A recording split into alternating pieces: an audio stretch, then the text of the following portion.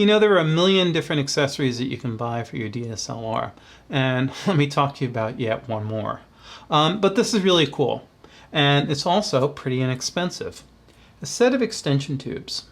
Now, if you have some manual lenses like this Vivitar 28 1.9, this is a lens that I just absolutely love, they only focus so close. Now, some of the older lenses are pretty good. They'll focus down to maybe a foot, but if you're trying to literally fill the frame with something like this little knob here, you just really need to get that kind of macro shot and you don't have a true macro lens, then a set of extension tubes will do the job. Here's a couple of examples.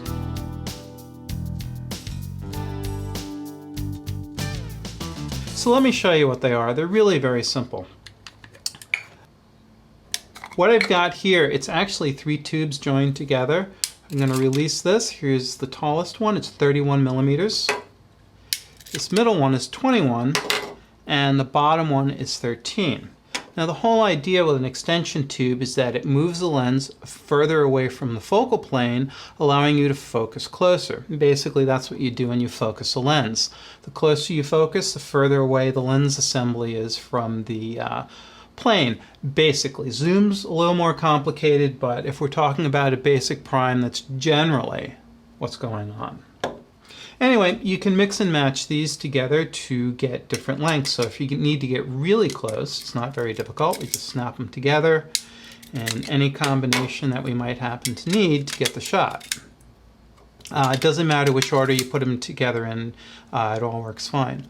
Wide angle lenses tend to work better, like a 28 or 24 millimeter, but you can still go out to about 100 millimeters and get great results. There are 2 types of extension tubes out there. There's basically what you could call dumb tubes, and there are automatic ones. Now, the dumb tubes are basically a lens mount front and back, and a tube in the middle, and some kind of lens release, and that's it. If you've got purely manual lenses, and you don't need iris control or autofocus, then they'll work fine. But if you have autofocus lenses, or ones with electronic irises, you really need to spend the extra bucks and get what's called an automatic extension tube.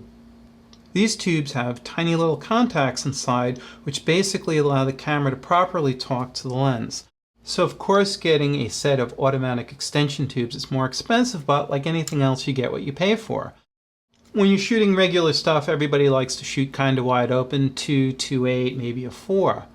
But once you start shooting stuff macro, you need depth of field, because even at f8 you may find that your depth of field in the shot is something like 1/4 of an inch, maybe less, depending on how much extension you're using, whether you got a full set or maybe you're just using a little bit and you're just getting a little bit closer in. So being able to stop the lens down is really very, very important when doing macro work. And so you really kind of have to splurge and get yourself the automatic extension tubes. That said, once you buy them, they last forever. There are no glass elements in here. So it's a good, inexpensive investment into your gear that opens up some shooting options that you might not have had. Now, of course, it's not like a real macro lens where you can continuously focus from infinity to super close. But if you just need to get a close shot once in a while, this is definitely the ticket.